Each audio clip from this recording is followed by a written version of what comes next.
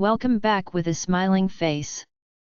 Links to previous episodes are given in the video description, so don't forget to like, subscribe and share the video. A Heart of Ice and Ash. Episode 5. Chapter 54. Winter POV. God, I'm pathetic, that's the only way I can think to describe myself. Ever since I've left the hospital and been confined to this large house of the betas, I've moped around and refused to eat.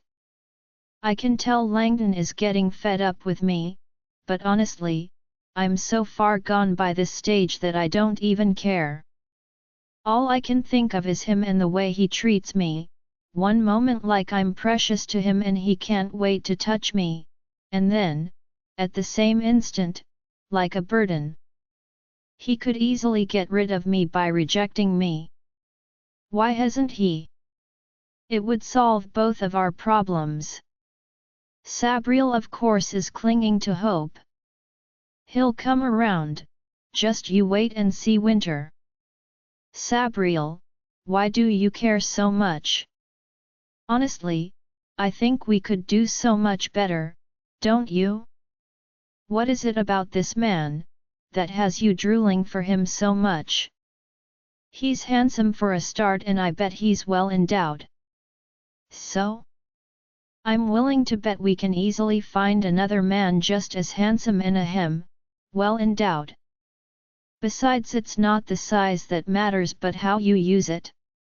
Isn't it? He might not show it but he needs us. No, he doesn't. Sabriel, he's an alpha.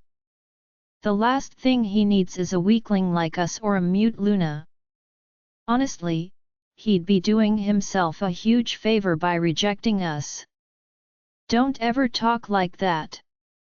Otherwise, I'll do something to embarrass you the next time we shift. Winter, I mean it.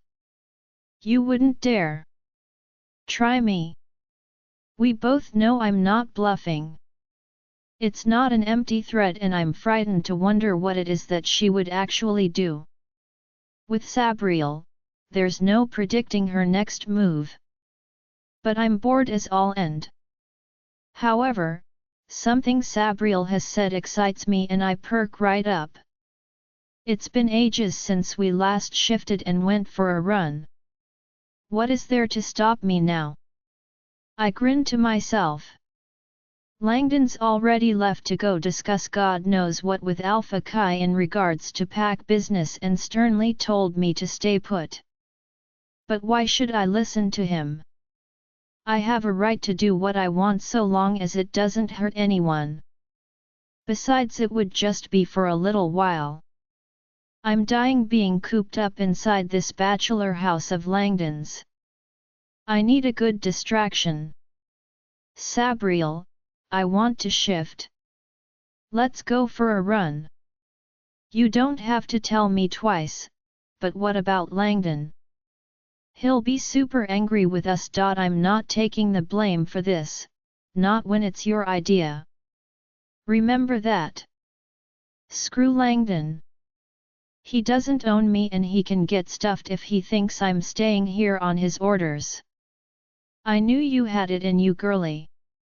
Let's get this party started. Oh yeah. I shift, not even caring that my clothes are ripped to shreds in the process. Sabriel is ecstatic at being free, prancing around in my head.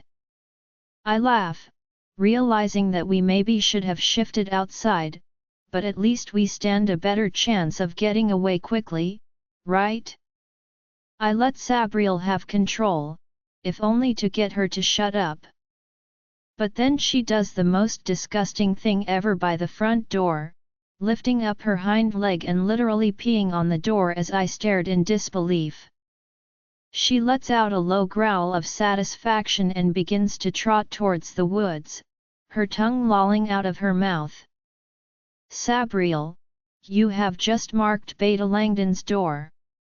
Do you have any idea how angry you've probably just made him?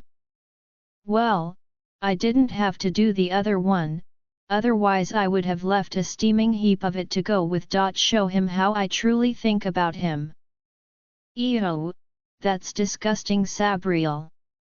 I don't care if you are a wolf, there are boundaries, you know. I don't believe in boundaries. Ever. Well, clearly. It's beautiful outside, the sun is warm and shining down on us. We creep closer to the trees and sniff at the pine scent, delighted in the nature surrounding us.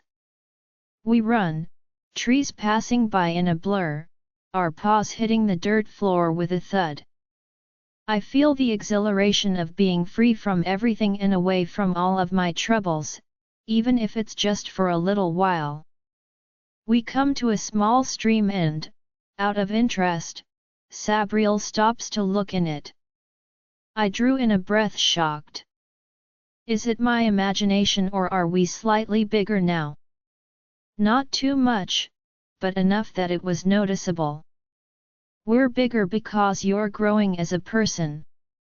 You defied Langdon's orders to stay put and put your wants first for a change. This is only the beginning of what our transformation could be. Just grow as a person and become more confident. Winter, that's all it takes. Not to mention believing in yourself. You make it sound so easy, Sabriel. That's because it is. Wolves are asterisk, don't you know? We have no room for doubts in our heads. We just do it, so to speak. Bet we get massive once you finally do the deed. Did you really have to bring that up, for heaven's sake? Hours passed by and with great reluctance I took back control, trotting back towards the pack house and our prison, so to speak. I hate this, Alpha Chi well needs to explain himself to me, and soon. We're approaching the edge of the forest when we heard a low, furious growl from right in front of us. Langdon is standing there with his hands folded across his chest, glowering down at me. Well, I think mildly to myself. Sabriel just swears at him in her mind and threatens to pee on him as well. I seriously consider letting her do it. That's how annoyed I am. Did you have a nice run? Langdon says sarcastically, because you've been gone for hours, Winter, he snaps, and I tremble while Sabriel wants to chomp at him. His eyes narrow and he grits his teeth. Man, he looks majorly pissed off. You peed on my door, he says incredulously, while Sabriel snickers in amusement. Literally peed on it, he fumes. Ha, guess he's had no one else do that to him. I was betting a crazy ex of his would have. Just goes to show. Shut up, Sabriel, can't you see how mad he is right now? I can always make him madder. Please don't, I don't think my heart can take it. Langdon lifts his head up to the skies and squints his eyes at the brightness. God, I don't get paid enough to deal with this. He can darn well look after you himself. I don't have it in me to keep playing nursemaid, I'm a man for heaven's sake. Now he's almost shouting at the sky, Sabriel listening intently, fascinated by him. A man's castle should be private, he's venting, walking back and forth. At this rate I'm going to end up with whiplash from looking back and forth. Sabriel is fascinated at his behavior and enjoying herself by watching it. I think we've tipped him over the edge, Sabriel. Yet, he's gone loco. How cool. We should have done this to him earlier. I've been nice, I've followed his instructions, and does he thank me? He's roaring now as I sit on my haunches and watch. I don't dare interrupt his tirade. Besides, at the moment, it's like he's completely forgotten about me. If he wants her to be looked after, then he can well take care of his own mate. He booms at the trees, birds taking flight as he startles them from their perches. I need my space back, he wails tragically. Even Sabriel is feeling sorry for him now. Clearly he misses being a bachelor. Suddenly, he stops in his tracks and stares directly at me, his jaw clenched and his eyes dark, almost pitch black. Shift, he whispers furiously, and I reluctantly do so, standing there, completely in front of him and shivering slightly. He averts his eyes and pulls his shirt off, handing it to me. At least he's still being semi-nice. It doesn't last long. Right, he mutters, once I'm dressed that's it, new plan. This isn't working, I'm going to force him to do the right thing, he snarls, gripping my arm and forcing me to keep up with him. I wonder where we are going. I don't have long to wait. I'm taking you to the dungeon, he explains apologetically as I stare at him in shock. It's the only way I can think of that Alpha Chi will come to see you. I refuse to be put in the middle anymore, he adds grimly, and I stumble along with him, feeling sorry for myself. Will Alpha Chi actually care enough to come down and retrieve me from the dungeon, or will he let me stay down there out of his sight and neatly tucked away? This blows. So much for being free. Sabriel is wrestling with the notion of biting Langon, and I plead with her not to. That will only make things worse. The door to the cell slams shut and I stare at Langon morosely as he flushes and glances away. I'll come and get you if he doesn't come, he says guiltily, but I'm at my wit's end. Winter. I'm a bachelor, for heaven's sake, and I'm too young to play father. Besides, Kai needs someone like you, he's just too stubborn to see it. Wait down here, I bet you anything he'll be letting you out by nightfall, and, finally, he can darn well have a proper conversation with you, as your mate, he growls. The door to the dungeon shuts with a loud clang and I sink to the floor with a grimace. Langon had better be right about this, because Sabriel's coming up with all sorts of unique ways to pay him back, and he didn't want to know just how far she was willing to go. Even I'm scared at some of the ideas she's coming up with and how willing she is to implement her revenge. Alpha Chi POV God, this is so frustrating. The words on the papers are completely ineligible and it's all I can do to look at them blankly. In the 2 hours I've spent in here, I've literally gotten no work done. Nada. All I can think about is Langdon's last report on Winter. Was she really not eating or doing anything? Or was he just trying to wind me up? I know that he doesn't care for the way I'm treating Winter, but as the beta, he needs to obey my will, even if he doesn't want to. I ignore the guilt that's eating inside of me that tells me I shouldn't be treating a friend this way. Just go and talk to her. Stop being such a coward, my wolf growls in my head, and I pointedly ignore him. He might have readily accepted Winter as our mate, but I'm still hesitant. Besides, she was doing fine, wasn't she? Langon was probably exaggerating. That he is. It couldn't really be that bad, could it? Now I'm hesitating and wondering if I should contact him again. Oh God, no. The familiar scent of a sickening perfume permeates through the air. She's the last person I want to see right now. I've been avoiding her like the plague and readily handing my credit card over, in an attempt to avoid her as much as I possibly can. I brace myself as the door bursts open and she comes sailing in. I stared at her in shock. What on earth is she thinking? Especially dressing like that? It's beyond ridiculous. God, Does she not look in the mirror? For once, instead of being turned on by her outfit, I felt repulsed by it instead. Candice has dressed herself in a large coat which she's peeled off, to expose herself in a red racy baby doll and matching G-string and suspenders.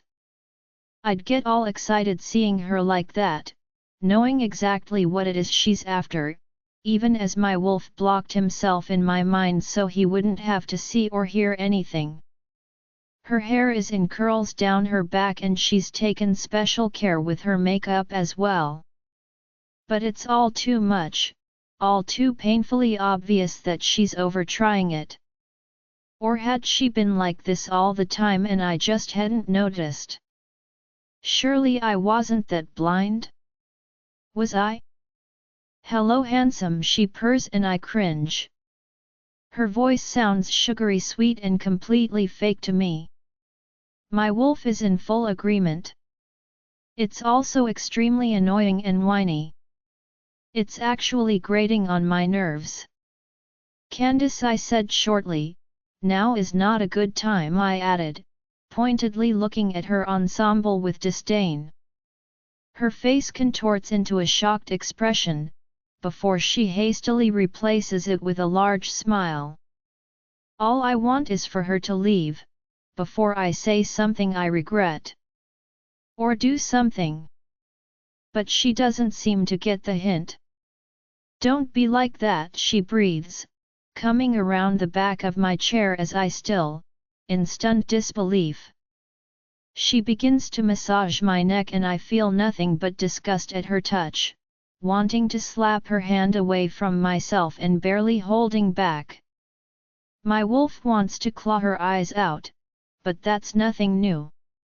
Me, feeling this way towards her, however, is. It's also a complete shock.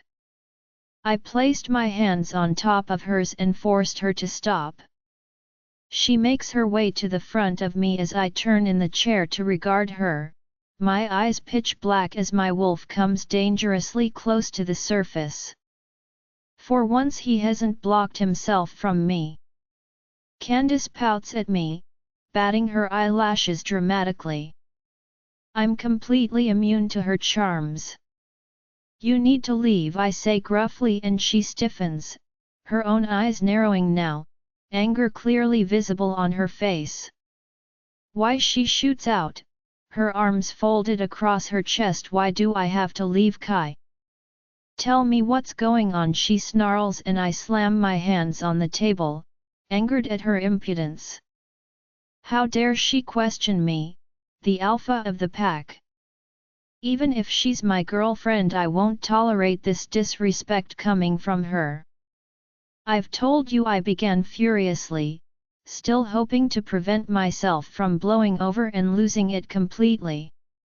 "I've been by your side for almost a year, or is it longer?" she wails, "and in that time, you've never, once, embarrassed me like this. I thought you loved me," she sniffles, and I feel a pang of guilt. She's right, this is the first time I've refused her. The first time I've felt this much disgust towards her. But then she provokes me further. It's that rogue, isn't it? The girl who came onto the territory and can't speak? "I'm not stupid, Alpha Kai," she mocks. "I've heard the rumors and the gossip going around the pack, and it says that you and her are mates." She almost explodes as I sit silently in the chair. I should have known that nothing could be kept a secret in the pack. Winter's identity and who she was bound to get out sooner than later. But why has Candice waited until now to ask or say anything? How long has she known? Or had she just found out? "Winter is my mate," I acknowledged heavily, and she looked taken aback for a moment, as though the news had truly shocked her. Or maybe it was because I had so readily told her the truth instead of lying to her face. "Reject her what?" I say, confused, and she leans into me, her lips close to my ears. Reject her, she whispers. Let me be your Luna? Kai, I'm the one you love, not her, not that pathetic little weakling, she breathes. Reject her, she demands. I stand up and tower over her as she bites her lip, excitement in her eyes. How dare you, I hiss as she pales. Candice, you were never going to be Luna, not now, not ever. I had no intentions of putting you in charge of my pack with me. She pales. But I thought, she begins to sob, a hand to her mouth, distressed. I thought that eventually she trails off and goes silent as I shoot her a withering glance. She thought eventually I'd mark her and make her Luna of the pack? A pack that despises her? Not a chance. My head fills with an image of Winter, courtesy of my wolf who's encouraging me, doing his bit to get me to let go of Candice. Her eyes are angry now. I've wasted all this time on you, she screams, hands clenched into fists. Do you know how hard it's been to pretend to love someone who looks like you? To not cringe when I touch those scars of yours? I endured everything so I could be Luna, she hissed, and I closed my eyes. I should have known that was all she was after. Well, it didn't work out, did it? I say calmly as she continues to spit venom at me. Leave Candice, at once. I'm afraid that we're over, done with. Stay out of the pack house and stay away from Winter, the girl who is my mate. She drops her hands, looking defeated. You're going to accept her, aren't you? She whispers, her voice thick with emotion. A little weakling is going to be Luna over me. She begins to laugh hysterically and I firmly steer her towards the door, watching her body slump over as she walks through the doorway. She glances back at me, hatred in her eyes. You have no idea what you've done, she tells me furiously. I would have been a perfect Luna. I gave her the stink eye. You would have been a terrible Luna. The pack hates you, I say quietly, and she begins to sob, running wildly down the hallway as I flop back into my chair. Great, eyes, not even nighttime yet and I want to curl up with a drink in my hand and forget everything that's happened today. I eye the coat she's left on the floor in her haste to get away. She has literally just run out wearing lingerie and my wolf is laughing at her expense. I feel numb though, empty. Candice had claimed to love me but had been pretending all this time. Her words washed over me and I flinch when I remember what she said about my scars and touching them. I'd just dodged a bullet and by a narrow escape from the looks of it. I scowl as Langon enters the study, an amused expression on his face, his eyes twinkling with humor. Was that Candice I just saw running away in lingerie? He asks with a low whistle. I frown at him. We broke up, I muttered, avoiding the delighted expression on his face. He's never liked Candice and I knew it. I wasn't in the mood for him to give me pretend platitudes. Sorry dude, he mutters and I just wave it away. My heart will heal. To be fair, it wasn't really feeling that broken since Candice had spat out those insults at me. I was more angry than upset right now. Langon causally sits on the chair opposite to me and folds his legs over, patiently waiting. I frown. I wasn't expecting him for any meetings, so why was he here? Something I can do for you, I say, disgruntled, and he leans forward, a tense expression on his face. Sort of, he hedges, it's to do with Winter, he adds, standing up and leaning against the doorway. What is it? I growled impatiently. She's in the dungeon, she's now your problem. I need my space back and you're her mate, not me, so deal with it, he says in a rush, laughing maniacally and racing down the hallway before I can digest his words properly. Once I do, I poke my head out of the doorway and scream at the back of him. You put her in the dungeon, you're supposed to be looking after her. I'll have your head for this, I threatened as he ran out onto the grounds. Another problem I would need to deal with. I was going to kill Langon when I got my hands on him. Then again, I mused to myself, maybe Langon has done me a favor after all. Winter POV God, it's ridiculously cold in here.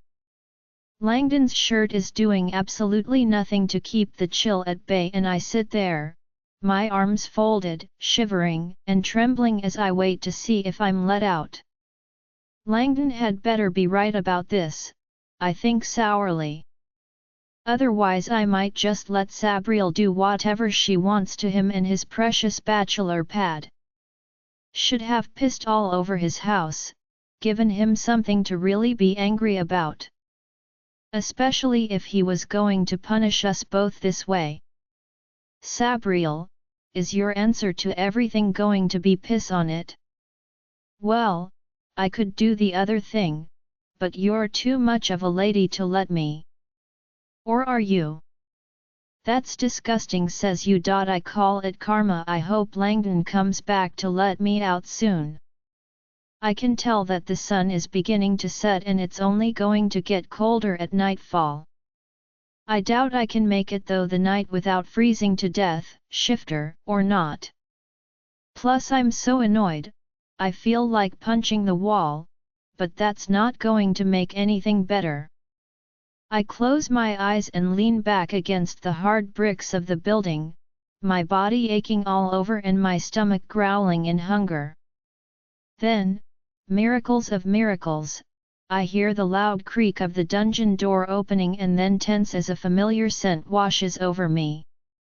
What on earth is he doing here?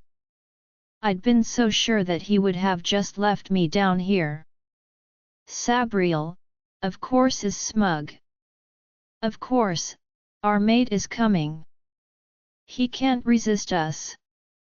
We're the most beautiful creatures he's ever seen. Or at least I am, although you're pretty cute too. Wow, so humble, Sabriel. I tell it like it is. Not my fault you don't like it. He's probably just come to yell at us or something. Winter, has anyone told you that you are way too pessimistic? Why do you have to be all doom and gloomy? Save that crap for Halloween. You're way too optimistic. Well, one of us has to be. Sabriel is driving me insane, prancing about excitedly in my mind, while all I can hear is the loud thudding of my heart, beating wildly in my chest. I feel a small spurt of hope, despite all of my protestations. His footsteps are loud, like he's storming downstairs, and that doesn't bode well at all. Even Sabriel has stopped her prancing and is listening nervously.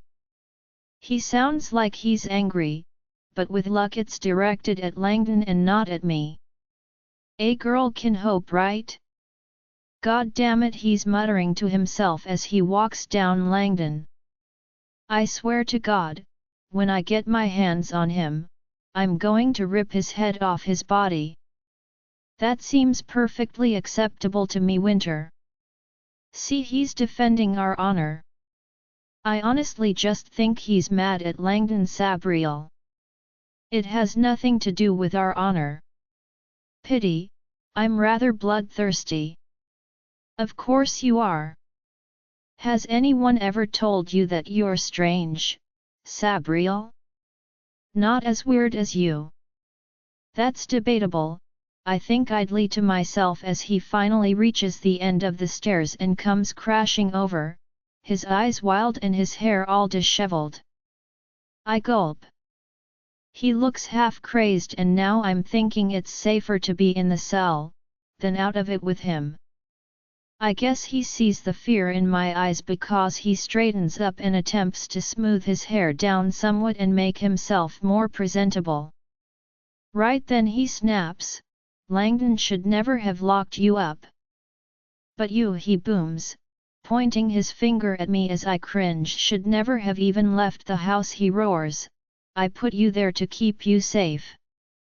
Why is that proving to be so difficult?" He sounds completely perplexed. Right. Not to keep me away from his so-called girlfriend. Is he kidding himself right now? I roll my eyes and he stares at me incredulous, not able to believe that I'm showing him such disrespect. Well, he started it. He fumbles slowly inside his pockets and produces a key, examining it thoughtfully. I resist the urge to reach for it as he begins to pace back and forth. "This is the last thing I need," he mutters, glancing at me, "the last thing I want." "Why does it have to be so hard though?" he exhales, staring at me intently, and I squirm at how intense his gaze is. Maybe Langdon doing this was the last straw and Kai has finally lost his senses and his mind. "I just broke up with Candice," he says irritably, and my heart skips a beat at the words. Hope fills my body, even though I'm certain there is a but coming. There's always some sort of string attached. I don't even know why he's bothering to tell me this. I'm not the reason for his breakup, unless she found out about me, and even so, that wouldn't be my fault. Or is there a reason behind his telling me? Sabriel is almost dancing in joy. He slowly unlocks the cell door and pulls it open. "Well," he says quietly, seeming to calm himself down somewhat, "are you coming?" I stood up and slowly went towards him, Kai backing away so that I could walk out. My body is trembling and my mouth is dry. Was he just going to abandon me with Langdon again? Is that why he wanted me to come with him? Or worse, was he going to throw me out of the pack and leave me to fend for myself? I feel nauseous, my stomach churning as I try to remain calm. "Come on," he barks impatiently, and I follow him upstairs to the main area of the pack house, astounded when he begins to ascend the stairs. I've never been upstairs.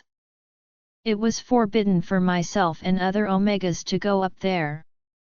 It was explained that the Alpha didn't want lowly Omegas to enter his rooms.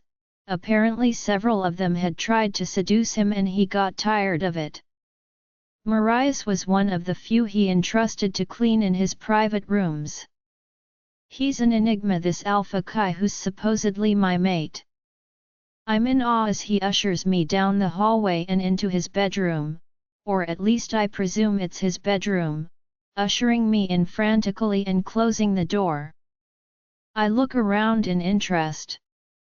The room itself is massive, huge in fact. The four-poster bed looks so inviting with its beautiful green bed covers, and I sit down, feeling just how soft it is. The room doesn't contain much besides the bed, just a dresser and wardrobe. I can't even see much in the way of personal effects, and that makes me feel sad for some reason. It's not the homeliest feeling of bedrooms. He watches me looking around, a small smile on his face. Then he stands in front of me and I blink, looking up at his big hulk of a body. He looks tentative, hesitant, and I brace myself for whatever it is that he's about to say. But he manages to surprise me. "Listen," he says gruffly, folding his arms and staring intently down at my face. "I just left Candice because my wolf and I can't keep ignoring the mate bond anymore. Turns out she was only interested in being Luna anyway," he muttered, and I feel sympathetic towards him. That must have been horrible for him to find out. Must have been one hell of a breakup. The sympathy fades quickly, however, when I remind myself just how bad he's treated me thus far. I don't know what to do with you, he says quietly. Every time I look at you, I'm blown away by your beauty and your innocence. I've been rejected before and it sucks. If you want me to reject you, however, especially after the way I've treated you, I can look into how we do it. He doesn't sound too enthusiastic about the idea though, but I could be reading him wrong. I shake my head. I don't really want to go looking for another mate, and despite everything, my heart is screaming out for him. I feel more than I ever felt with Jonathan. I want him, my mind is screaming it. Sabriel is screaming it in my mind. He looks pleased. Was he hoping that would be my response? Or did he expect it? Then he does the unthinkable and swoops down, his lips landing on mine as he kisses me, roughly, his tongue demanding access which I eagerly give him, my arms holding onto his as I try to keep upright on the bed. Sparks fly between us and Sabriel is giddy in my mind. When he finally lets go and backs away, I feel disappointed. I really hope he's not about to apologize over this kiss like the last time. I don't think my heart could take it. But instead he gives me a wicked grin that makes my heart start to beat loudly in my chest. I think it's time we tried being proper mates, Winter, don't you? He drawls, and I can't help it. My mouth opens wide in shock as Sabriel screams out in joy in my mind. Was he finally accepting me? Or, my heart skips a beat at the thought, am I just a replacement for Candice now that she's gone? Kai POV mate. The word won't stop running through my head. I have a mate. One that I've just, miracle on miracles, have just promised to actually try this mate thing with. My mind flashes back to Elena, and even though, I know, just by looking at her, that Winter is nothing like her, the old hurt and stinging pain remains, even after all of these years. But I have to take a leap of faith. I can't keep living like this, not trusting anyone or letting anyone in. I'm tired of feeling lonely, even when I'm surrounded by people. Winter looks awestruck at my proposal, as though she'd never dared dream that I would offer to try, and I feel an overwhelming sense of guilt and loss. I've put her through so much, and even now, she's adamant she wants to be mates. Her eyes are shining and so vivid with happiness that I almost come undone. God, what a bastard I've been to her. I don't deserve her, but I still want her. Storm wants her. We both want her. I don't want to confine you to my rooms, I say slowly as she looks at me, her eyes looking slightly concerned. Maybe she thinks I'm going to make her an Omega again? Like hell I will. I don't trust any of the unmated males in my pack not to try and get in her pants or lay a hand on her. The last one who tried ended up losing a very valuable finger. He was lucky it wasn't something much bigger and more important to him. Next time it would be, he'd been warned. All of the males in the pack would be warned. You can walk around the pack house and the grounds, I say reluctantly, but try not to stray too far from the house if possible. You can't call out for help, and unless you're ready for me to mark you, I trail off and see her pale, before she quickly shakes her head. Storm is annoyed, but I won't do it against her wishes. I've already done enough to her as it is. She needs to learn to trust me, and marking her against her will isn't the way to go about it. I clear my throat. I just don't want you to put yourself in any danger, I finish up, and she looks pleased at my concern. Is it really this easy to be a mate? It was almost instinctual, the need to keep her safe and be overprotective. Shadow, however, is prepared to keep her confined in the rooms, not caring if it makes her hate us. He's the overprotective one out of the two of us. It takes all my self-control to keep him from taking over. It's not safe. Until we mark her, she should stay here, in the room. She doesn't need to go anywhere, we can have someone attend to her every needs. Heck, if she wants a sandwich, we can make her a damn sandwich. It's not hard. We can't mind link yet, remember? Bozo. Besides, Winter needs to know that it's alright to get around and see the actual pack. I trust her. She's not going to run away, at least I don't think she will if we give her back her freedom. If she does run, it's the least of what we deserve after everything we've put her free. But I don't want to give her her freedom. What if she finds someone better than us? She wouldn't have to look far, Storm, trust me. That's your opinion, but I'm a beautiful wolf, why would she want to leave me? I totally get, you've been a right douchebag. Gee, thanks. It's always so nice to have these conversations with you, Storm. You're so humble. My wolf just laughs and blocks me before I can. I swear at him in my mind and turn to Winter, who's smiling wide from ear to ear. Listen, you're to stay in my room from now on, I add, and she looks down and twists her hands before glancing at the bed. It doesn't take a genius to work out what's on her mind. We will sleep together but not do the other thing, I say firmly, meaning it, and she bites her lip but nods. God, she's adorable. Too cute for words. Before I can say anything further, there's a mind link and one of the patrol members speaks in a rush.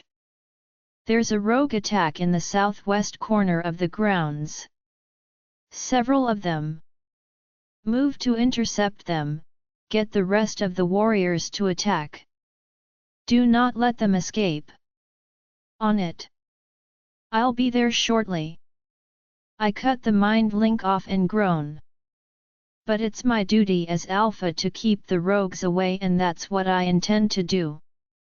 Rogue attack, gotta go, I blurt out, and I'm out the door before she knows it, racing downstairs and out the door, before I shift into my wolf form, a large black wolf that easily towers over the others. I run, my paws thudding against the ground, my body flying through the air as I leap and jump, getting to the southwest corner in record time, several pack members already engaging the small group of rogues. I tackle one to the ground and rip his throat out at the same time, spitting out the blood in my mouth in disgust.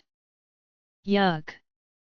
I jump on another one that's sneaking up on one of my men and we go rolling, both of us clawing and swiping furiously at each other as we do so. I howl as I feel its claws rip across my midsection, a deep gouge that bleeds as I get back up on my feet and growl at it. We circle each other, the rogue looking desperate and frothing from its mouth. Its red eyes flash with anger. I brace myself and dodge to the side as it races towards me head-on, turning around swiftly as it jumps back towards me, my own body racing to meet it, sending him flying into a nearby tree. It howls and I feel a sense of satisfaction, but the fight's not over yet. Even though it's been badly wounded, the rogue gets up once more, this time I'm just a second too late, his claws shredding across my chest as he tackles me and I bite into him angrily, shaking him like a rag doll, my own claws ripping him to shreds across his stomach until finally his body slumps, and I realize that he's now dead, flinging the body away in contempt. I'm shaky, wobbly on my paws as I stand back up and look over the scene in front of me. The last rogue in the group is being taken down by 3 of my best warriors and the others have all been dealt with, their bodies scattered on the forest floor, blood droplets and sprays everywhere. The smell of blood was pungent and overwhelming. I could see several of my pack members had been wounded in the fight, but not fatally, and breathe a sigh of relief. None of my pack members have died, and that's what I'm truly thankful about. It could have been much worse. I shift, yelling as I turn back into my human form, the pain excruciating from my many wounds as my men also shift. Langon is there and he rushes to my side as I clutch at my chest, my breathing labored and wheezy. Alpha Kai, Langon says in concern, you've been badly wounded, I think you should go to the hospital. No, I wheeze, shaking my head at him, ignoring the fact that he's actually supporting my body and that's the only reason I'm remaining upright. I can't. Yes, you can, Langon urges, but I'm not about to let him take me. I need to check on Winter. I just left her there, back in the room. The poor thing's probably terrified right now. All I need is rest. You know that as an alpha, I heal remarkably quickly, I protest, my voice full of determination. He gives a loud huff next to me, sounding exasperated. He should know by now that I'm stubborn. I've never once agreed to go to the hospital. I don't need to now. Stubborn jackass, he mutters, loud enough for me to hear it. I scowl at him but remain silent. It takes too much energy to talk right now. A patrol warrior joins us, covered in blood, but it's not his from the look and smells of it. Alpha Kai, he says formally, what would you have us do now? I look at the small sea of bodies lying there. Burn the bodies and clean up as best you can, I tell him grimly. I don't want to see any signs that there was a rogue attack here. He nods and quickly steps back, going over to the men who are uninjured, the other ones limping towards the hospital. Trusting that they will follow my instructions, I begin to limp towards the pack house myself. I need to get to Winter. Where are you going? Snarls Langon, reluctantly letting go as I move forward. Pack house, I wheeze, and he puts his hands on his hips. You know, if you were near Winter, you would heal much quicker, being mates and all. She could help heal you.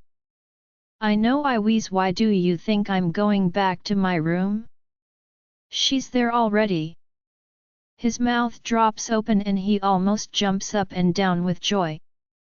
I knew it, he crows. I knew you would finally see sense.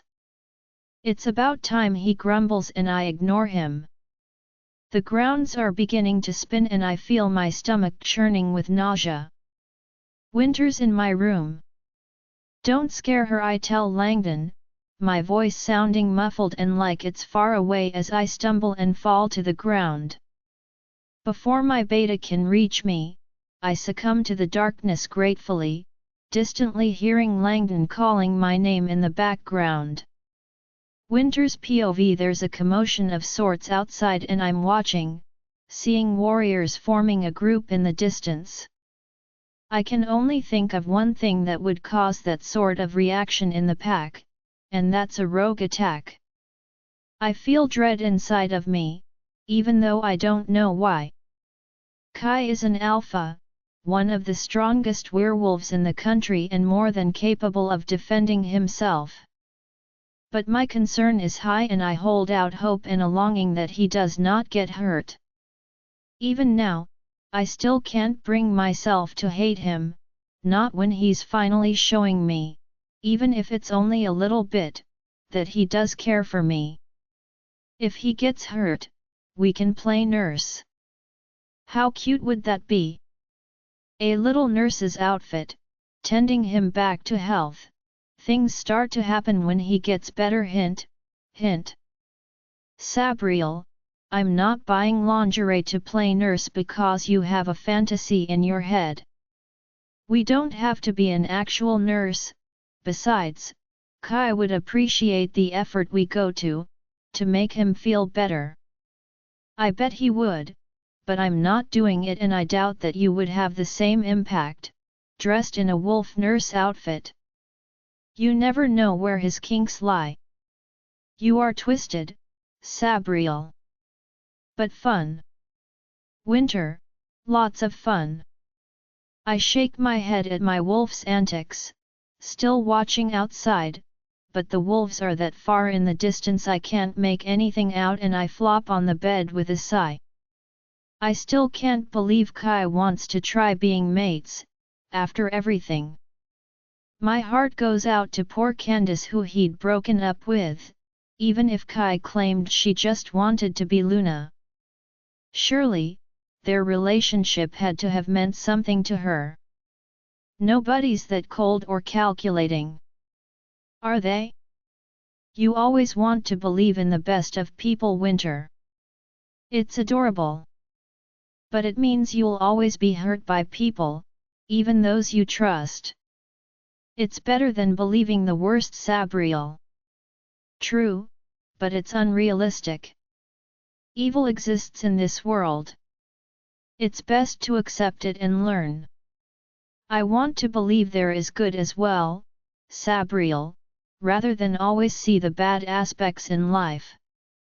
Hold on to that, it's a rare quality in a person.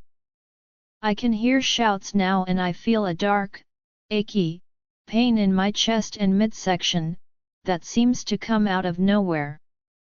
I wasn't injured, so at first I'm confused.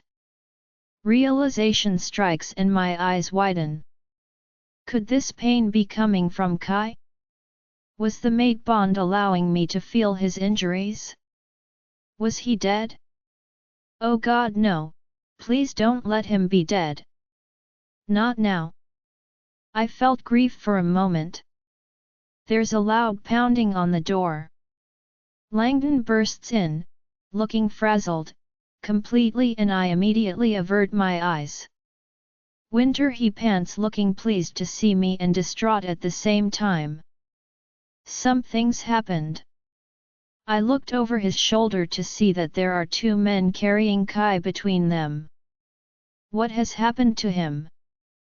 I look at Langon, who looks sheepish as he directs them to place Kai on the bed. My heart skips a beat as I take in the injuries he sustained in the fight.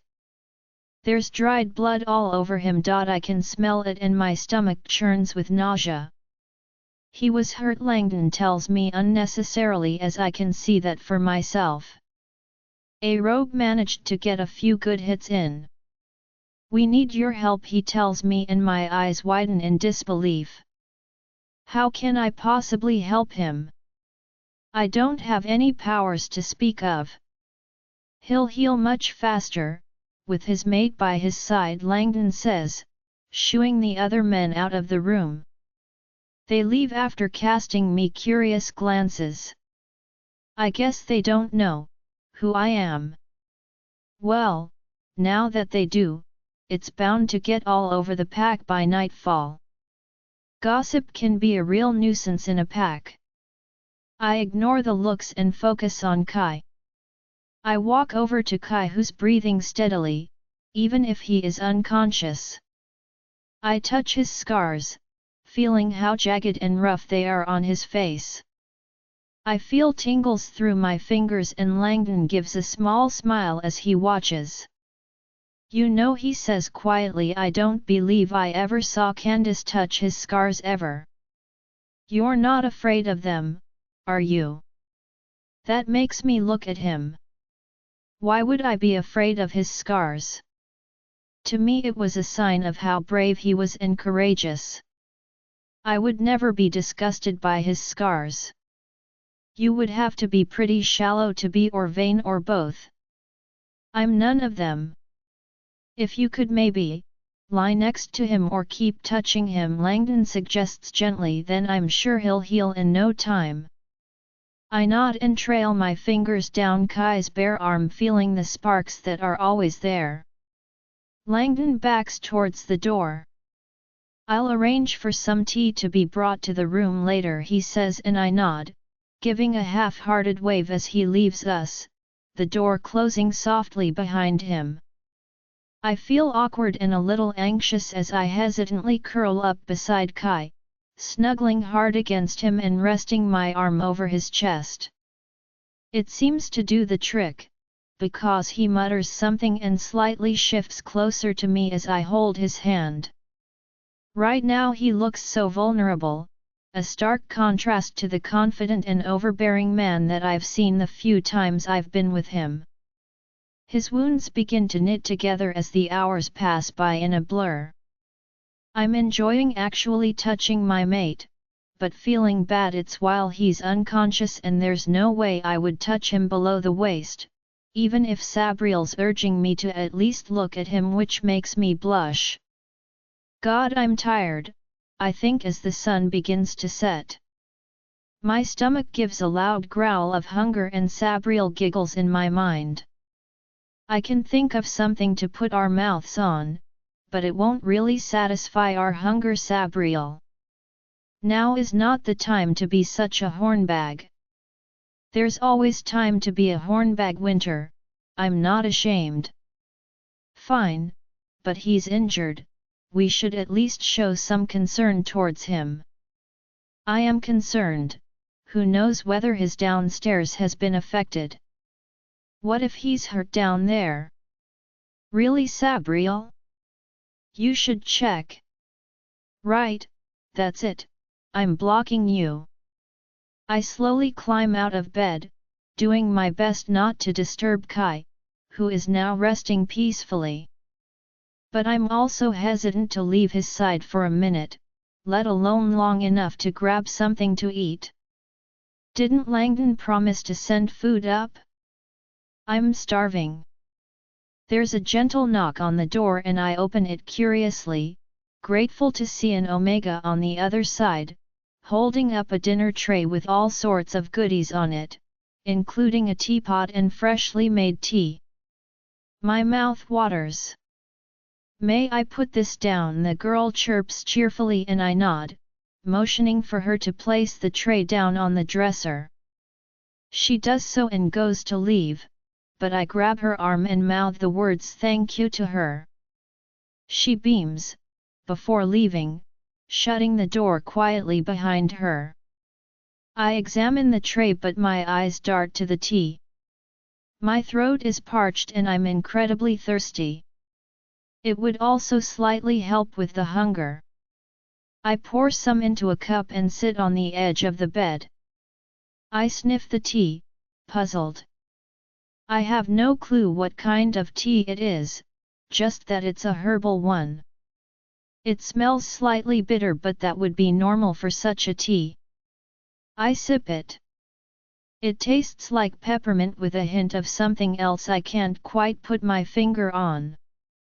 But it's not horrible, in fact it's refreshing, and I sip away at it, content as Kai begins to fidget and move around in his sleep. At this rate he'll be awake soon, I think to myself, pleased. That means he's healing incredibly fast, but for an alpha that's not really that surprising. They heal faster than normal shifters. Lucky. I finish the tea and place down the cup with regret. My stomach is beginning to feel slightly uncomfortable now, and I wonder if it's the hunger or the tea. Then the room begins to spin around me as I sit there, my limbs feeling like they are paralyzed. My throat begins to close up and my body topples to the floor, my eyes fixed on the ceiling as I feel like I'm choking. It's like the air is being sucked out of me and I lie there, unable to do anything, unable to grab anything to alert anybody to my predicament. Just as I fall unconscious, a thought enters my brain. The tea was poisoned. Winter POV. I could hear voices, as though they were coming from a great distance, as I lay there, feeling completely paralyzed. At least somebody found me from the sounds of it, but was it in time? What happened? That was Langdon's voice and he sounded panicked, as well as slightly angry. I don't know, I woke up and she was lying there like this, growled another voice. That sounds like Kai. I guess being near him healed him quicker, especially if he's woken up. At least he seems to be okay. I was worried about him. Get her to the hospital, Kai orders, and then I feel like someone's picked my up, my body floating and my head lightheaded. My eyes refuse to open, no matter how hard I try. I feel absolutely exhausted. Drained. Then the sound of someone else's voice.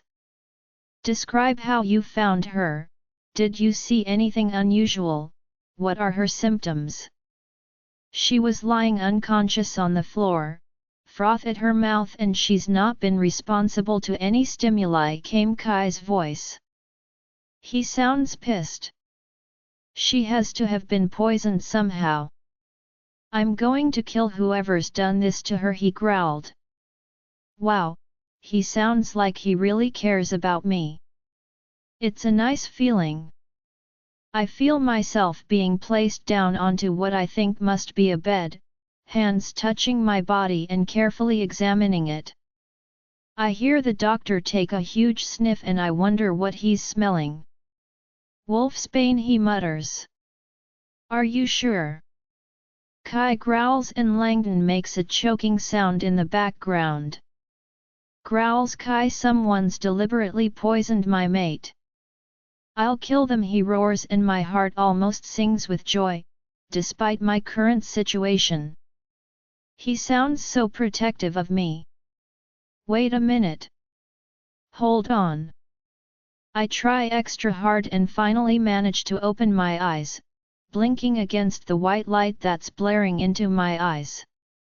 Kai's shadowy figure moves closer and then I feel his hand grip mine, his gorgeous eyes looking directly at me. Winter, he says quietly, giving me a gentle squeeze, just hold on, okay? The doctor will make you better, I promise. I'm going to go and check the room, see where she might have managed to ingest the wolfsbane, Langdon says urgently, and I stare at him as he hesitates by the doorway. I need to tell him somehow. He stops to look at me, realizing I'm trying to tell him in my own way.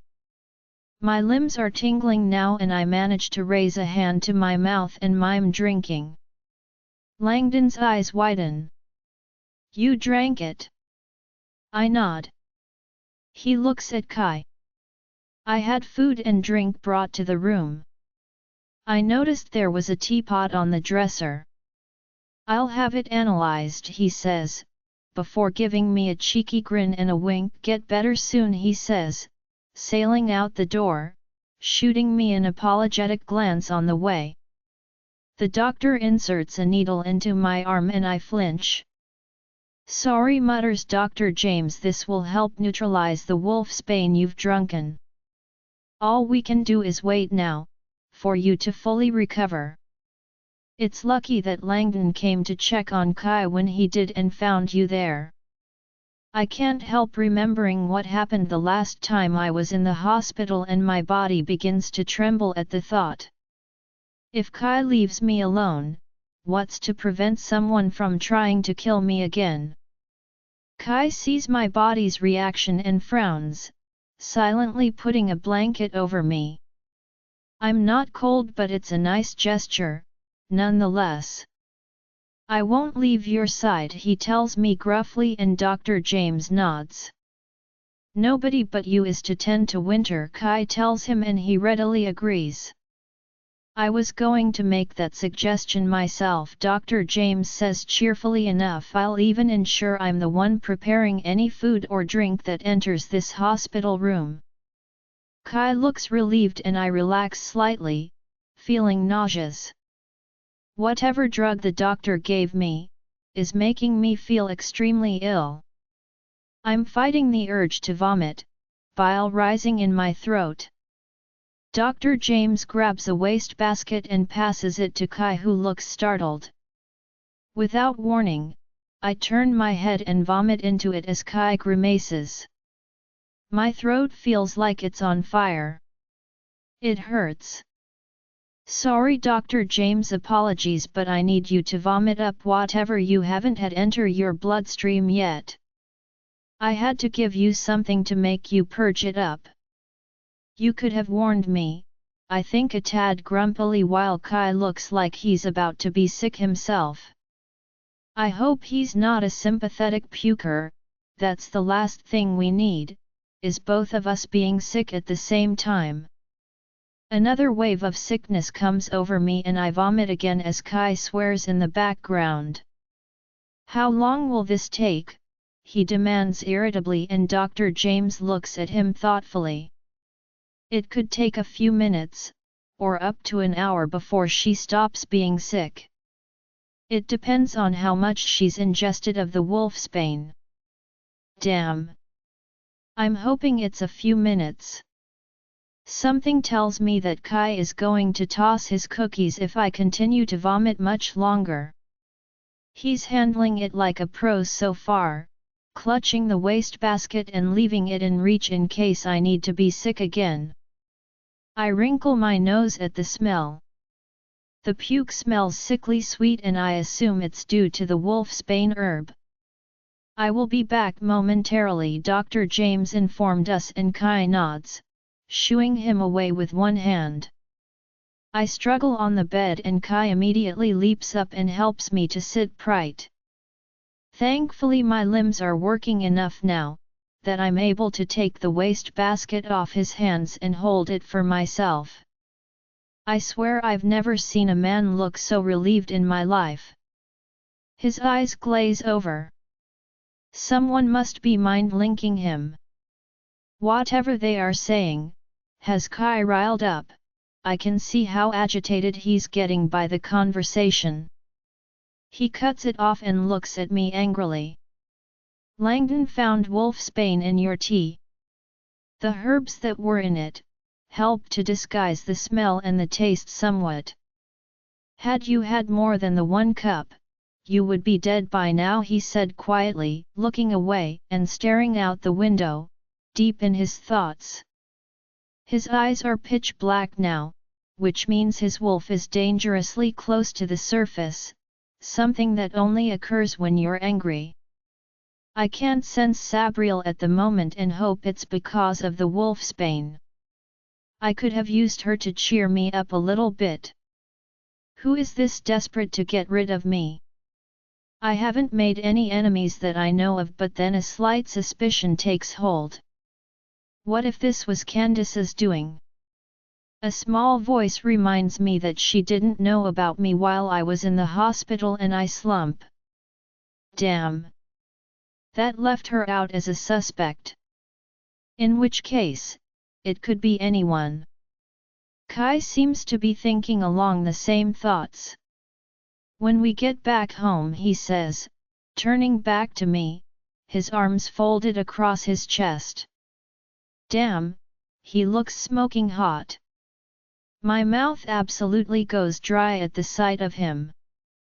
You're not drinking or eating anything that's brought to you. I don't want you to leave my side if you can help it.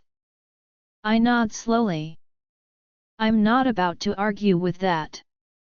I really don't want to die.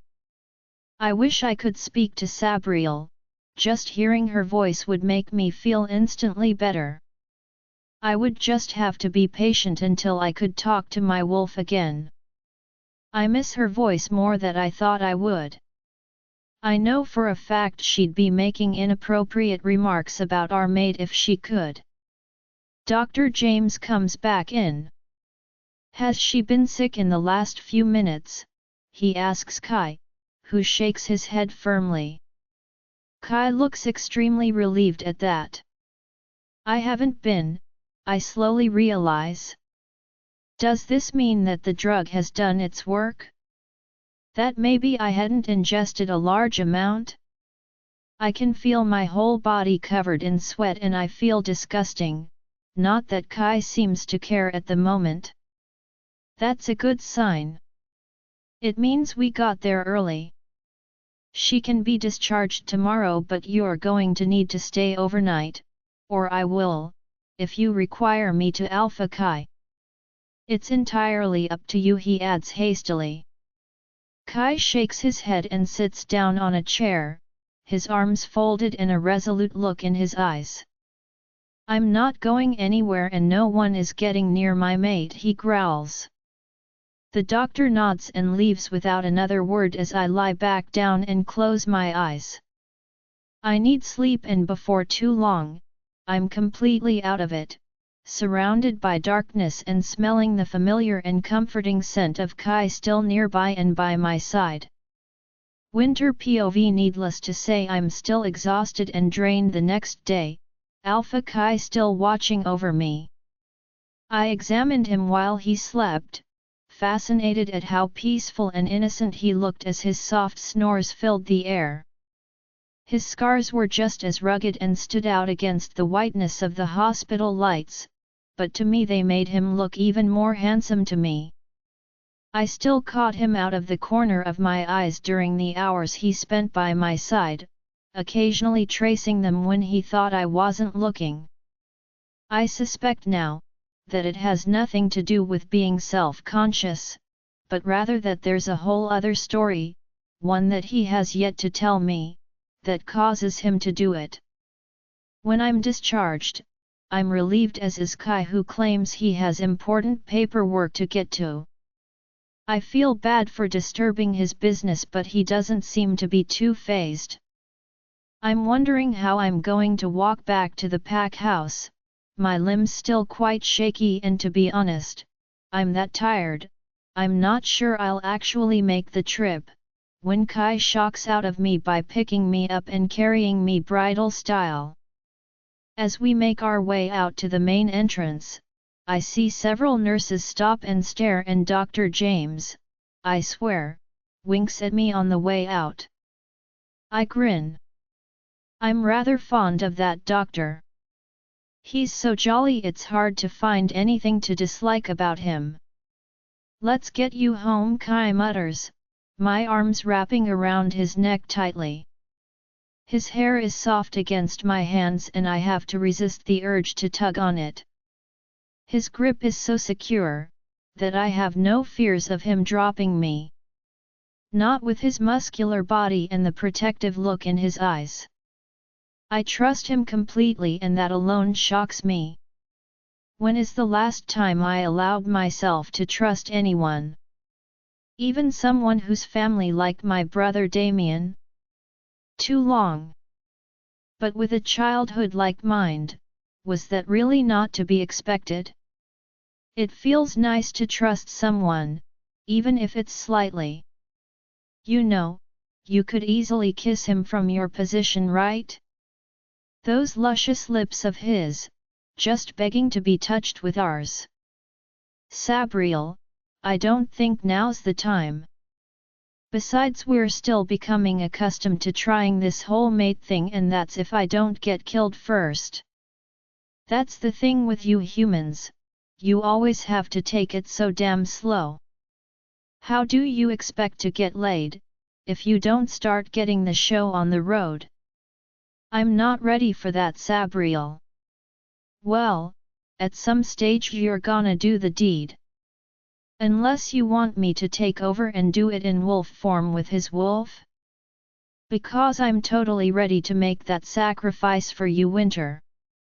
Just say the word. No thanks, Sabriel. I would rather not have you make that sacrifice. Sigh. Well, if you change your mind, woman, I'll be ready to step in a heartbeat. She sends me inappropriate images of her getting it on with his wolf, and I fight the urge to block her. Right now her presence is soothing, even if she's frustrating me just a little bit. The day is pleasant at least, the sun shining down and a gentle breeze caressing my skin and hair. The sky is so blue with barely a cloud in the sky, and I inhale the scent of pine and dirt coming from the nearby forest as we walk. It's a beautiful day, one that's meant to be enjoyed. I'm going to put you to bed, Kai mutters, his arms tightening further around me as I look up at him wide-eyed. You need to rest, Winter, he adds firmly as I shake my head at him. I pout, but he's not dissuaded. No, you will do as I say, but his voice is teasing and light-hearted.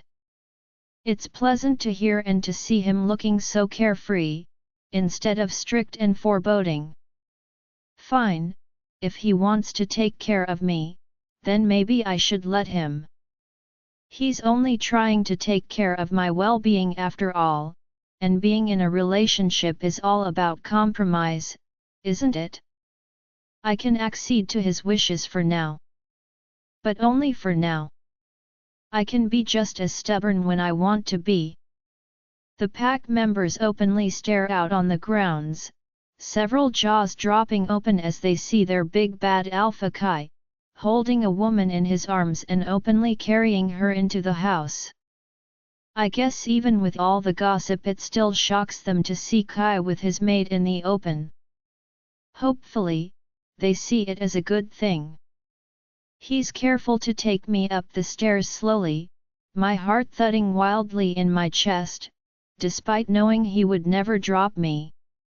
He takes me into the bedroom and gently places me on the bed, taking my shoes off and placing the bed covers over me. I want to moan, I'm in absolute heaven. I'm going to place a guard on the door, he mutters, make sure no one enters the room while you get some sleep. That sounds a bit overprotective, but I can see his point. Someone has tried to kill me twice now. It's not such a bad idea. It means I'll sleep a hell of a lot easier. Then he surprises me even more, giving me a gentle kiss on the forehead as I stare up at him, my eyes shining brightly at him. The last person to ever do that was my mother when I was little, and it brings back a feeling of nostalgia. I'll see you later, he promises and is out the door before I can so much as nod. I watch the back of him and feel a sense of loss, even though I know he's only going to be downstairs and in the study. It's not like I'm not going to see him again, for Christ's sake. I don't know how long I've been asleep for, when I'm rudely awakened by someone shoving me roughly off the bed. I hit the ground with a thud, wincing at the pain as my eyes shoot open and I look up to see an angry, pissed-off woman, her arms on her hips as she glares down at me. How did she get past the guard? I know who this woman is, I've seen her before, hanging off of Kai, and it makes sense that it has to be none other than Candice, that Kai had broken up with recently. What was she doing here, and what did she want? Kick her in the nuts, she's a woman, Sabriel. She doesn't have nuts, kick her then, I'm guessing it will still hurt. I can't do that, let's just see what it is she wants. I don't think she's here for a friendly chat somehow, Winter. I don't like the look on her face. She's Kai's ex-girlfriend, I can't just hit her. Says who? She's not even supposed to be in here. Where is the guard? I awkwardly scramble to my feet and back away slightly. A quick glance at the doorway shows the guard wasn't there. That's not good. How did she manage to get him to leave his post? You must be Winter, the woman sneers, and I give a small nod, watching her every move tentatively. Her eyes narrow as she rakes me over with her gaze, a look of contempt in her eyes. I flinch but bravely stand my ground. I don't know what he sees in you, she says heatedly, you're nothing but a pathetic omega. You're too skinny, you're dirty, and you can't even speak. How on earth are you going to be his mate when you are this weak? I just blink. Maybe if I just stand there, she'll just leave me alone. She strides forward and stares at me, shaking in her anger. I deserve to be Luna, she hisses, not you. Do you have any idea how repulsive it was to pretend to love that disgusting man with those horrendous scars? How much effort I put into pleasing him. I was all set to be his chosen Luna, and then you had to come along, she says shakily, and I feel sick to my stomach. She'd led Kai along on a string, and the only thing she gave a damn about was the fact she wouldn't get to become Luna? Cold, calculating. Kai isn't repulsive. How anyone could use someone like that is beyond my comprehension. All she'd ever wanted was to be Luna, and she'd been prepared to lie and manipulate in order to get what she was after. She was disgusting, not Kai. She must have sensed my reaction because she raised her hand and swung it, intending to slap me across the face. My hand grabs her arm before she can, to my astonishment.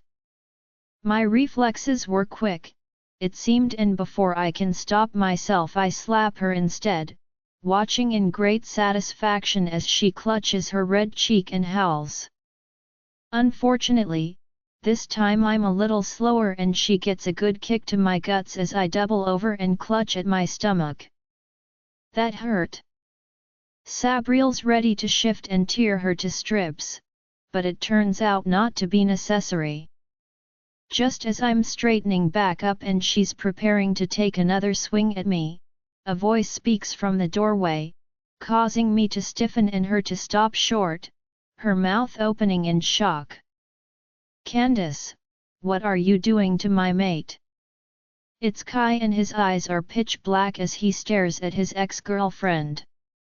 Kai, she stammers. I was just coming to meet your mate, she said, pointing at me, and she attacked me, she lied. My mouth falls open. Kai saunters into the room, his eyes never leaving hers. I put a guard on Winter's room, he said softly, his tone dangerous and ominous. Where is he? He wasn't here when I came to the room, Candice muttered, but neither I or Kai believed her. His eyes glaze over and it's evident he's mind-linking someone. Several warriors come rushing in. Take Candice to the dungeon, he demands, and Candice's mouth falls open as she begins to back away, a terrified look on her face now. Did she honestly think there would be no repercussions for this? To be fair, I wasn't sure he'd punish her for this, but he looks determined to. Sabriel's prancing around like a unicorn in my mind, pleased at our mate's decision. Kai, you have to believe me, she pleads, it was all her. He's having none of it. I saw what happened, Candice. He shoots me a look, and I'm proud of Winter for standing up for herself. He adds with a low growl.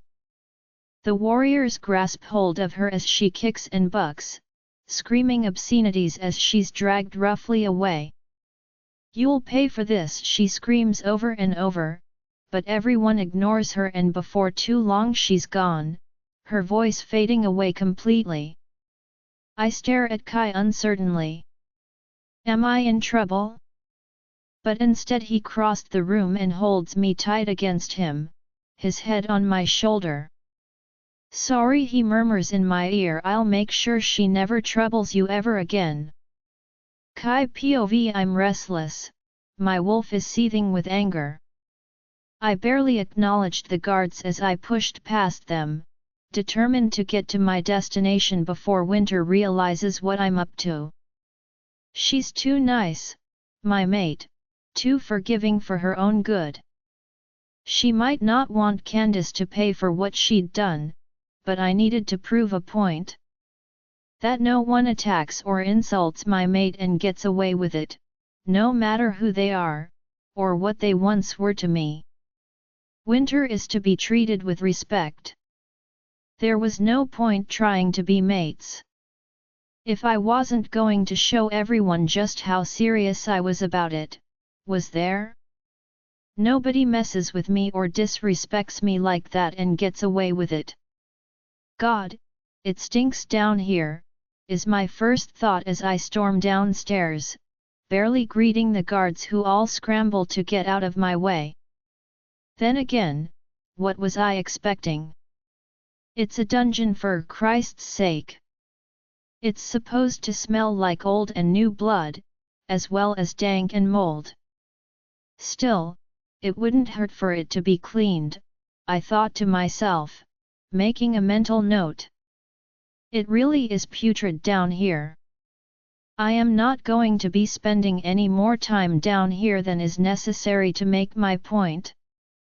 Where is she? I growled at the last guard and watched him gulp nervously, before his hand pointed towards the last cell on the right, trembling in his fear of me. Good. He should be afraid. My wolf was dangerously close to the surface and I'm not in the mood to be trifled with. Get the trolley, I grunted and wandered down to the last cell, feeling a sense of satisfaction as I heard her crying softly. She should be afraid. I can't believe the nerve of her. Did she really think there would be no repercussions? I know all she wants is to be Luna, she never really cared for me at all, but why attack Winter then? Was she that delusional that she thought we would get back together again if Winter wasn't in the picture? After everything she'd said and done? They've followed my instructions and she's dangling from the ceiling, restrained and shackled, a look of absolute terror in her eyes. Terror, I notice idly, that seems to vanish the instant she spots me. Does she think that I'm going to go easy on her? When she'd all but confessed she hadn't given a damn about me and it was all for show. Did she think I would be merciful because of our past? I feel a pang of regret. Because if that's what she's expecting, then she's in for a rude awakening.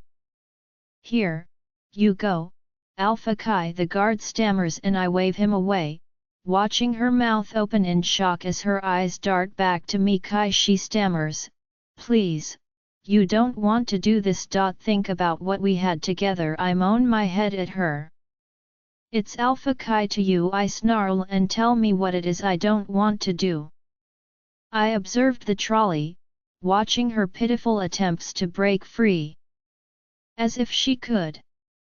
Silver prevents werewolves from shifting and she's surrounded by it all, which is painful in amongst itself. What about what we meant to each other? She tries and I scoff at her, unable to keep a straight face. We meant nothing to each other, remember Candice? I was just a means to an end, a way for you to become Luna, I hissed, and she stared at me, her eyes wide, her breathing becoming faster and more panicked. We meant nothing to each other, remember Candice? I was just a means to an end, a way for you to become Luna, I hissed, and she stared at me, her eyes wide, her breathing becoming faster and more panicked. That's not true, she protests weakly, and I say nothing, slowly putting my gloves on and picking up a small silver whip, smiling down at it as she wiggles in her restraints. I strike her, watching her back arch in shock as she lets out a small whimper. I actually held back. But she acts as though I've put all my strength into it. I strike, again and again, putting more effort into it each time. Her cries and whimpers become louder, more hysterical as time progresses. Please stop, she screams. I'm sorry, she sobs, and I put the whip down and look at her tear-filled eyes, feeling numb inside. I feel nothing, no mercy towards her, no feelings whatsoever, even after spending so long with her by my side. You attacked my mate, I growled, picking up a small dagger that made her gulp nervously. Her eyes stared directly into mine, beseeching me to stop. I won't do it again, she spits out, her body swaying slightly in her shackles. I swear, I won't do it again. I was just upset, she whimpered. You broke up with me like I meant nothing to you. Does she think this will appeal to my sympathy? Because her words mean absolutely nothing to me whatsoever. As I recall, you were the one to tell me it was all for show. I snarled and thrust the dagger into her leg, pulling it downwards in one long stroke as she screamed and screamed, the sound filling the otherwise silent dungeon. You, she screams, and I do it again, not liking the disrespect. She shuts her mouth and looks at me fearfully as I hold the dagger in my hand and begin to circle around her. The silver burns her flesh, the dagger leaves long scars that will never heal. A testament to just how angry I am with her. Why her, she sobs, and I stare at her, incredulous as to why she's even daring to ask that question. Why her? What's so good about that girl, that you would give me up for her? She's not even that pretty. Now she sounds pitiful, completely pathetic.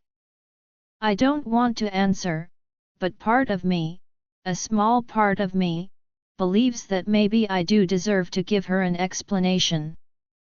Maybe she'll realize the futility of going after Winter if I speak. Besides, Winter is beautiful. She might not be like Candice, who likes to wear makeup and go to extreme lengths to dress nice, but she has her own inner beauty and looks pretty without all the makeup. She was pretty and beautiful in her own way. But I doubt Candice would understand that. I thought about my answer. She's kind, I said quietly, she'll go to great lengths to friend anyone. She's pure, untainted like I am. She can make everything better by simply smiling at me.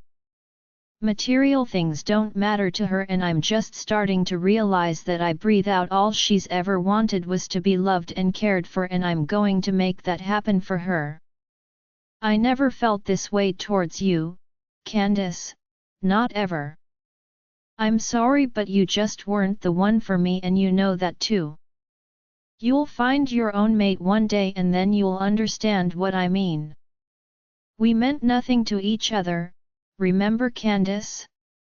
I was just a means to an end, a way for you to become Luna, I hissed, and she stared at me, her eyes wide, her breathing becoming faster and more panicked. For a minute, Candice is silent, digesting my words, and I put down the dagger, my heart no longer in it and no longer wanting to take part in any of this torture. For a minute, Candice is silent, digesting my words, and I put down the dagger, my heart no longer in it and no longer wanting to take part in any of this torture. She'll ruin you, Candice says, and my head shoots up in disbelief, my eyes glaring daggers at her. You think she's so innocent, but what if she's not, Kai? What if you're only seeing what you want to see? Nobody is that pure, nobody. You're living in a fantasy world, she laughs, and I can't wait to see what happens when reality hits you, because it will, and it will hit you hard, she sneers. I shake my head. She should have kept her mouth shut, I think to myself. This was all on her now.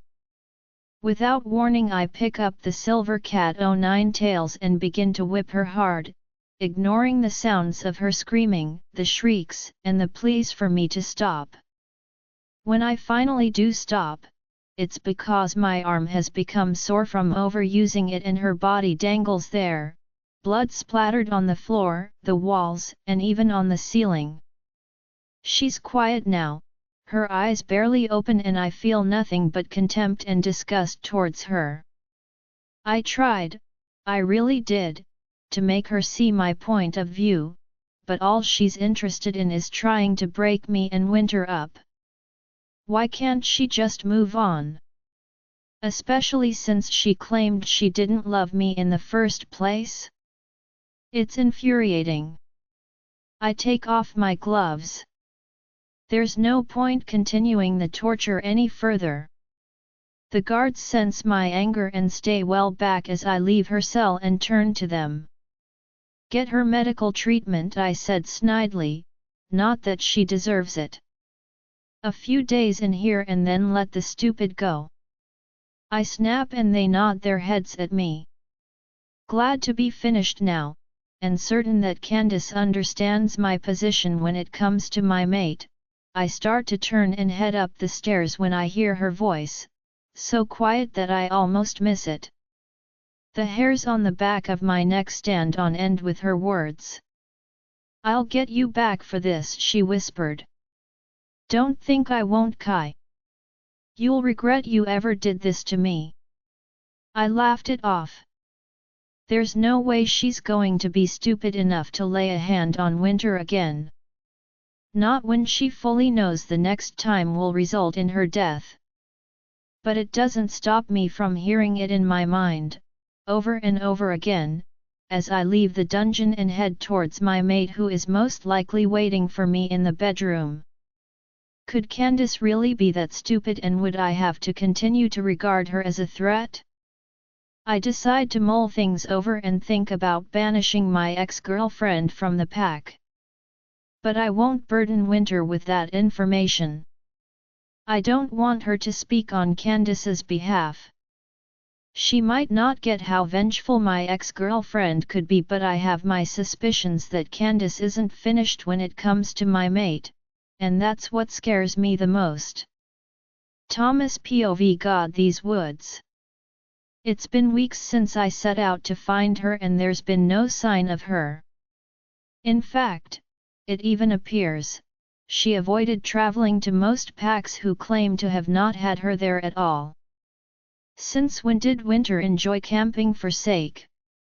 I smirk though, feeling satisfaction that Damien is most likely dead by now and feel absolutely no remorse whatsoever about it.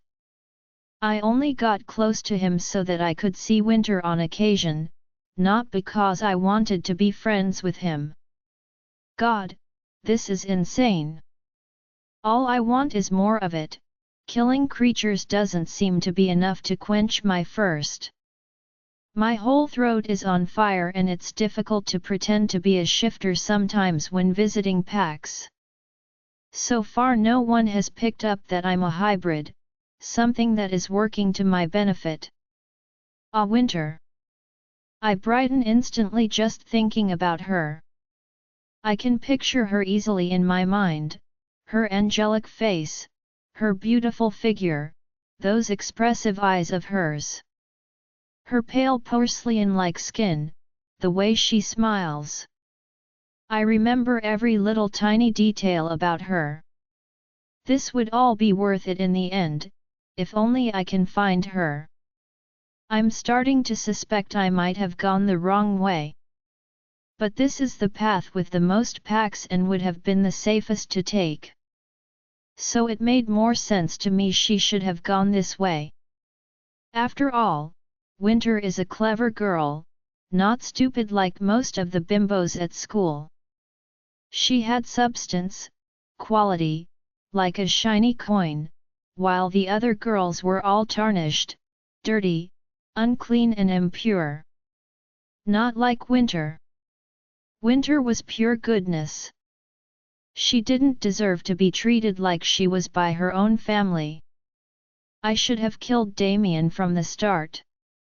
Never mind. The wolfsbane should have done the trick.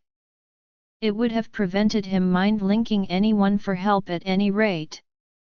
The poor had to be a goner by now. God, I feel disgusting. I'm covered in dirt. I've got foul body odor and I'm absolutely drenched in sweat. I've been switching from my wolf form to my human one over and over again and it's starting to take a physical toll on me. There's a pack up ahead and I'm determined to talk my way into spending a night there. I really need to sleep in a comfortable bed. I hate the outdoors, always have. I miss my gigantic mansion.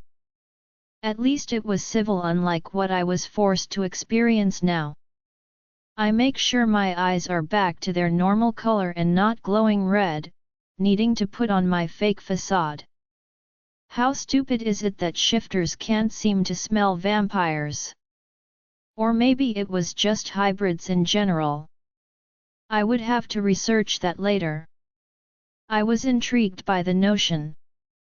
I'm stopped by pack members, clearly patrolling the boundary of their territory. I almost wanted to cry in relief, but instead I school my face to look relieved. I need to look non-threatening, a lone traveler going from pack to pack. State your business. One of the guards, a tall bulky one, with muscles to spare, says to me grimly, and I blink at him. If I had to take him in a fight, he would definitely come off the worst. I refuse to let them intimidate me though, and remember that I need to be polite, if I want them to help me. I'm in search of a long-lost sister of mine, I lied through gritted teeth, forcing a shy smile on my face. The guard's clearly not expecting that and looks at his comrades a little nonplussed. She ran away from home a few months back and now I'm trying to find her. I've been going from pack to pack, hoping she's taken up roots somewhere. I'm hoping you might have seen her, even if it was a while back. I hedge. She ran away from home a few months back and now I'm trying to find her. I've been going from pack to pack, hoping she's taken up roots somewhere.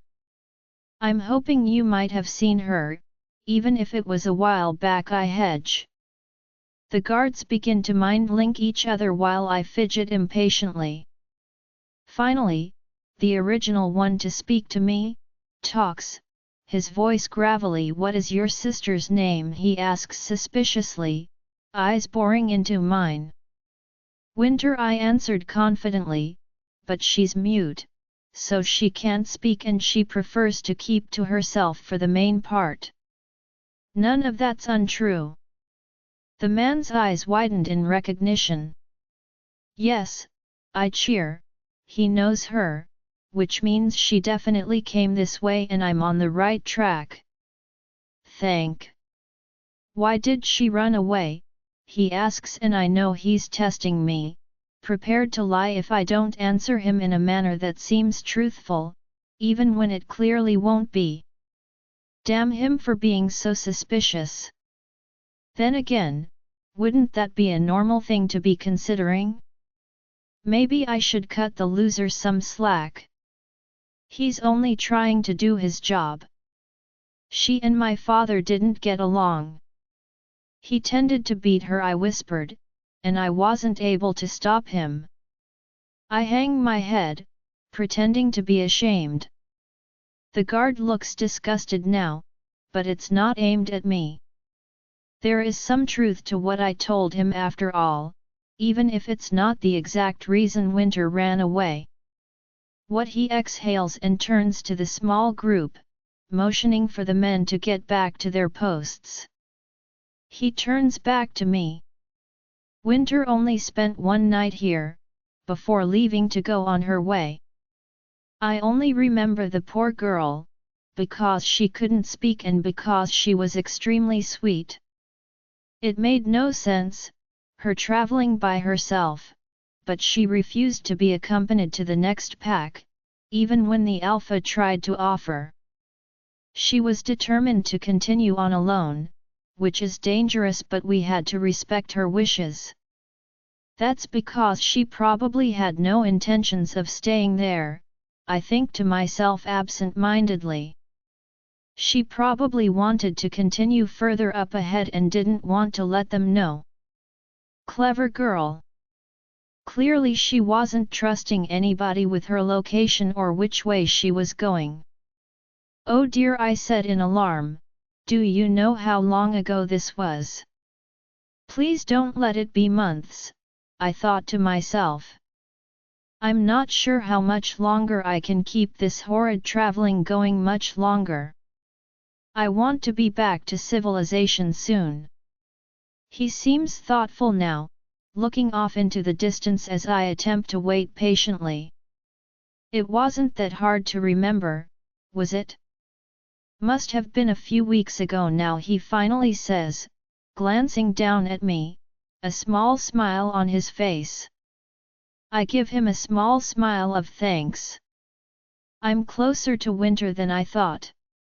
Especially if she did find a home at one of the packs along the way, something I fervently hope she's done. It will make getting to her much easier. Plus it's really nerve-wracking traveling on your own. Even as a hybrid, I can't guarantee I can take on several rogues and come out the winner. She ran away from home a few months back and now I'm trying to find her. I've been going from pack to pack, hoping she's taken up roots somewhere. I'm hoping you might have seen her, even if it was a while back. I hedge. Would you like to stay for a night or two? The guard offers. I have to admit, it's ballsy of you to travel all on your own. You're lucky you didn't come across any rogues, he added, looking at me expectantly.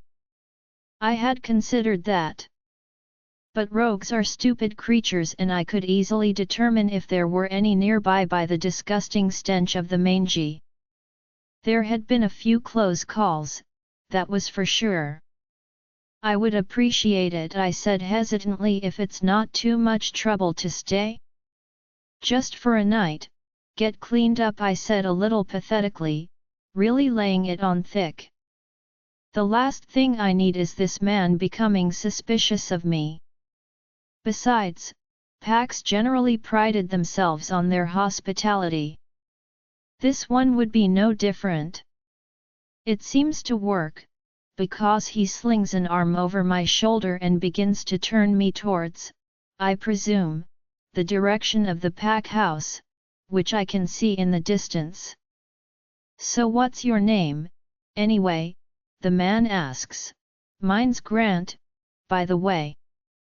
I'm Damien, I lied. It's lovely to meet you. It's really not. We'll get you situated in a guest room, he laughs, and you can get cleaned up. No offense, man, but you stink. You've clearly been traveling a while now, he adds, looking impressed. You really love this sister of yours, hey? I do, and I really need to find her, I murmur back. And no offense taken, I reply, staring at the pack house in awe. It's as large as the mansion I was forced to leave behind, maybe a tad smaller, but it reeked of elegance. Thank God. I was back in civilization, at least for a little while. This is what pack houses should all be like, but unfortunately some of the packs were a lot more wealthy than others and it showed. This would be a wealthy pack. Alpha Gordon wants to meet you, Grant says, and I look at him panicked. He laughs at the expression on my face. Don't stress, he soothes, he likes to meet all travelers. You can clean up first and then meet him downstairs in the study, he added, and I visibly relax. Good, no one is suspicious of me then. Great, now all I have to do is charm them and be on my way tomorrow. That's easy enough. I climb into the shower, thanking Grant for showing me to a room. He's even organized fresh towels and a spare change of clothes for me. As the water cascades down onto my poor aching body, I close my eyes and breathe in the steam, relaxing for the first time in a long time. All I can think about is Winter. I am in excitement at the thought of her. I'm aching with need and my hand grips my shaft and begins to move up and down along it as I picture Winter in my mind, imagining how she'd feel beneath me as I took her, my desire growing. Soon Winter, I think to myself, with a wicked smile, Soon you'll be mine forever, and this time I'll make sure you can never escape me. I'm coming for you, and it won't be much longer, my love, until we're reunited again. Join our Facebook and WhatsApp group for more updates, link is given in description. Rest audiobook will be continued in next episode.